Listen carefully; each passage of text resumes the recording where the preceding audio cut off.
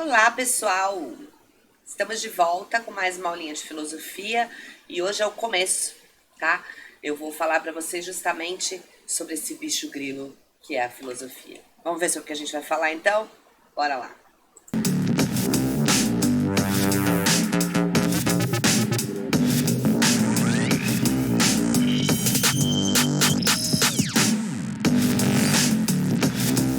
O que é filosofia? O que é esse bicho grilo? O que é esse negócio que deram aqui pra gente estudar? Sobre o que fala isso? É só ficar pensando? É só ficar refletindo? Pra que eu vou usar isso na minha vida? Ou pra que você vai usar isso na sua vida? Você vai ver na próxima aula. Mas o que é? Eu já vou te mostrar agora. Vamos lá. A filosofia surge quando os seres humanos começam a exigir provas e justificativas racionais que venham da razão, tá? Que validem ou invalidem as crenças cotidianas. Ou seja, argumentos debatidos e compreendidos para justificar quaisquer coisas. Vou explicar para vocês agora mais ou menos como é que isso funciona. Então, primeiramente, eu tenho que conhecer os meus pressupostos, as coisas que eu aprendi sobre aquele assunto, os fatos que eu pesquisei, as pessoas com quem eu conversei, as opiniões que eu tive, tá? Depois eu tenho que escutar a outra pessoa me passar esse ponto de vista dos pressupostos dela. Com muito respeito, nós vamos conversar respeitando as regras de coerência. O que é uma regra de coerência? Quando eu dei para vocês aquela aula de nivelamento de filosofia, que fala sobre temas de redação que é preciso ter coerência, eu vou deixar aqui nivelamento de filosofia 2, vou deixar no card para vocês assistirem, se tiverem interesse, tá? Eu falei para vocês sobre respeitar a regra de coerência no seguinte sentido. Vamos supor que você vai fazer uma redação que fale que você é contra a pena de morte. Aí você começa lá, eu sou contra. E aí você continua assim. Eu acho que quando a gente tem pena de morte, diminui o número de presidiários, isso é muito bom, porque as cadeias estão superlotadas. Também mata pessoas que cometeram crime hediondo e deixa a sociedade um pouco menos temerosa. Se você colocou que você é a favor da violência, você só vai me dar argumentos contrários? Isso é uma das incoerências, tá? Outra incoerência é você falar de uma forma e agir de outra. Filosofia não perdoa a hipocrisia. Então, o segundo ponto é que respeitar as regrinhas de coerência. E depois chegar a conclusões que podem ser compreendidas, discutidas e respeitadas por todos. Então, se você tem uma ideia que fere alguma classe, alguma categoria, alguma etnia, ela não tem como ser respeitada por todos. Ela não tem como atingir uma universalidade, tá? Mas se você tem uma ideia apenas politicamente contrária à minha e a gente está aqui discutindo, por mais que eu não aceite, eu vou respeitá-la, porque ela é respeitada por mais pessoas. Existiu alguém que estudou sobre isso e que fala sobre isso e que em algum lugar pode ter dado certo isso, tá bom? Então é assim que a filosofia funciona. Vamos ver como é que funciona agora na prática, as nossas atitudes filosóficas. Vamos lá. Muito bem, a filosofia, ela não é só teoria, não é só ficar lá pensando, refletindo, tá tudo jóia, paz e amor. Não, gente. Filosofia é você refletir sobre alguma coisa que está acontecendo e ver que atitude você vai tomar perante ela, tá? Então, a atitude filosófica ela vai se dividir em três partes. A primeira parte, a gente vai falar que se chama negação. Por quê? Porque é a parte que a gente vai falar não. Eu não aceito os preconceitos, eu não aceito tudo que vem da experiência cotidiana, só da experiência. Pausa para água.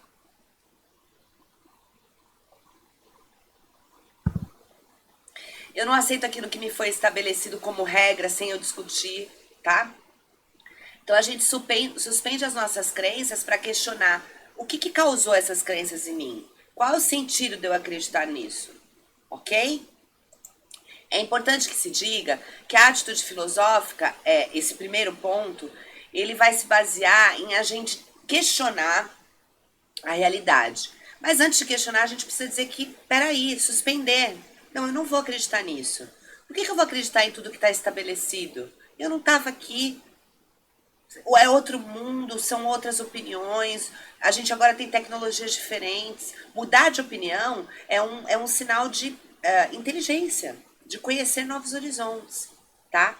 O preconceito, por exemplo, a gente coloca como pré-conceito, porque ele vem antes de um conceito formado. Então, quando você olha para alguém e fala, gostei não, vi aquela pessoa, não vale nada. Mas você nem conheceu, às vezes você não sabe nem o nome, né? Então, isso é um preconceito. Aí você chega, conhece, conversa, pode ser que você forme um conceito muito parecido. Fale, realmente não presta. Eu sabia, mas você formou um conceito. Agora você sabe o que pode, não pode falar, como pode, não pode agir. Ou você pode conhecer, o que acontece na maioria das vezes, e falar, eu me enganei. Ela é uma pessoa bacana. Ainda bem que eu conheci. Você ultrapassou a barreira do preconceito, tá? Depois da atitude de negação, de não, vem a atitude de interrogação. Vamos ver. Na atitude de interrogação, eu coloquei aí algumas perguntinhas básicas para a gente ter uma atitude filosófica. E lembrando que a atitude de interrogação também é chamada de atitude positiva, tá? Então vamos lá. Por que as coisas são como são? Por que não é de outro jeito, né? Por que, sei lá, a gente não pode voar? Por que os bichinhos não podem falar? O que são as ideias? Quem colocou isso na minha cabeça? Como é que eu adquiro conhecimento para ter ideias? Por que a gente precisa de fatos? O que são esses fatos? Porque só a opinião da gente não basta e cada um sai falando a porcaria que quiser. O que são os valores? Quem colocou esses valores? Por que são diferentes de um país para o outro? Ou seja, quais as consequências de determinada coisa em nossas vidas e na vida de uma sociedade? E aí é importante explicar que a filosofia ela tem um campo dentro dela que nós estudaremos chamado ética.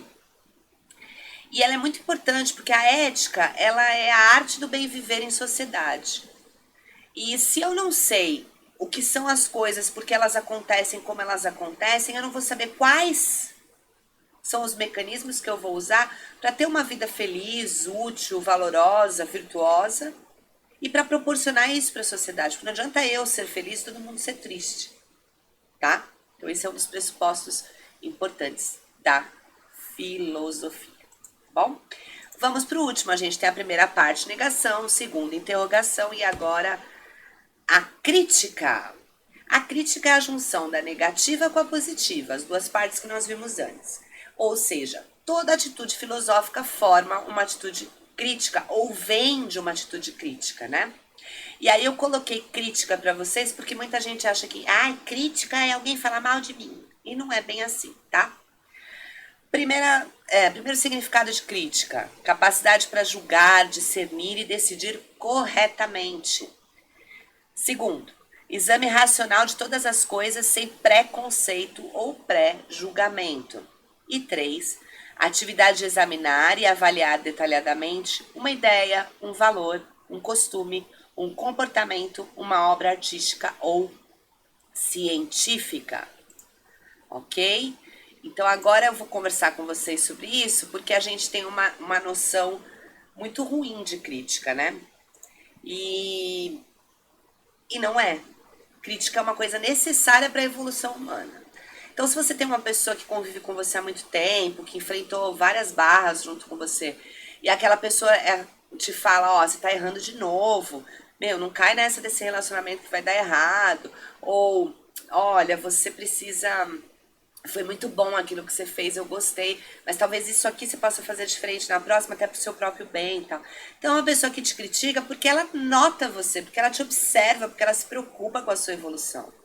É óbvio que se você tem aquela pessoa que fica do seu lado só metendo pau, só falando, não, tá errado, você erra muito, você tá feia, essa roupa não combina, seu namorado é ruim, sua namorada não presta. Aí você precisa rever essa amizade, né? Porque só crítica destrutiva não dá. Mas a crítica, ela também é um movimento de construção. Bom, a gente conheceu mais ou menos o que é filosofia aqui, mas eu vou deixar com vocês um pedacinho do texto final de um livro muito legal para vocês lerem e conhecerem mais sobre a filosofia, que é O Mundo de Sofia, tá? É um livro gostosinho de ler. Cadê? Tá aqui. É um livro gostosinho de ler. Eu botei as 3 capas dele aí pra vocês. Eu tenho uma versão mais antiga, que é a capa do meio. Se vocês encontrarem, tá tendo muito lugar para baixar livro, né? Se vocês quiserem baixar ou adquirir ou pedir emprestado e ler, é uma história gostosinha de ler e que fala muito do que a gente vai aprender em filosofia. Mas eu trouxe aqui um texto para vocês, para a gente ler junto, tá bom? Então vamos lá. O texto é do livro.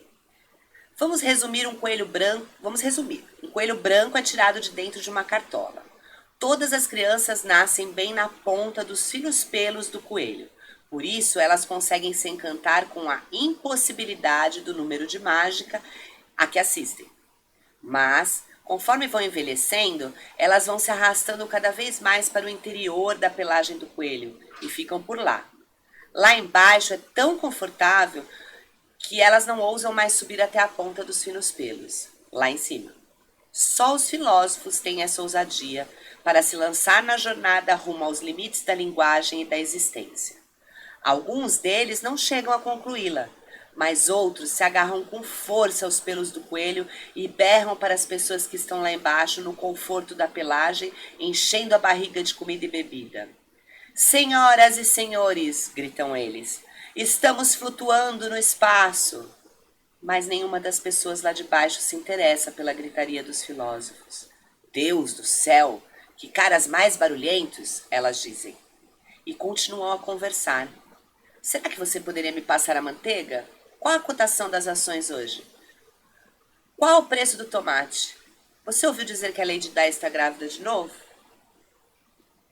Bom, gente, esse texto, ele expressa bem o que é filosofia, por isso que eu sempre escolho ele para falar com alunos de qualquer idade. Pode ser desde o sexto ano até o terceiro ano do ensino médio. Então eu queria que vocês imaginassem isso, um coelhinho lá no meio, ainda mais... eu tô gravando esse vídeo aqui, vou datar ele agora, na Páscoa. Então um dia melhor para imaginar um coelhinho não há.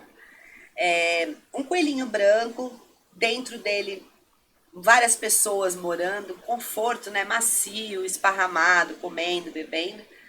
E em cima ficam as crianças, então elas olham o mundo, né? Quando o coelhinho é tirado da cartola, elas olham para aquele mundo. E elas admiram o que está no mundo. Elas não ficam como nós adultos, como vemos uma mágica, falam, isso é truque. Elas ficam encantadas com todos os truques, tá? E com o tempo elas vão caindo. O poder da gravidade ou da seriedade que a vida vai nos dando, elas vão caindo lá pro meio do coelho. E ali é confortável e a gente não quer sair. Então quer dizer que a gente não questiona mais nada, né? Nós ficamos ali vivendo, nos resfastelando naquele pelo macio. O filósofo é aquele que questiona, não, eu quero saber mais do mundo. Então ele escala lá o pelo e vai lá para cima e questiona o que está ao redor e continua se admirando e continua querendo mais, aprender mais, saber mais. E quando ele chega com uma notícia e fala, eu descobri uma coisa diferente, eu tô sabendo uma coisa diferente, as pessoas ignoram e acham que ele é maluco. As pessoas vivem na sua conformidade, elas preferem julgar a vida de alguém que está grávida, de um BBB, de um artista, um boleiro, do que pensar a sua própria realidade. Lógico que é muito bom entreter, é muito bom a gente saber outras coisas que não só a vida pesada do dia a dia, porque senão também a gente enlouquece. Mas o conforto nos ilude, tá? E a gente vai rever esse coelhinho aí, essa história que ele conta do coelho, quando a gente for estudar o mito da caverna de Platão. Bom, é isso para a aula de hoje. Te espero na próxima aula, que é a continuação dessa. Para que serve filosofia? Agora que você já sabe o que é, onde eu vou usar isso, professora? Você vai saber na próxima aula. Obrigada e fica comigo.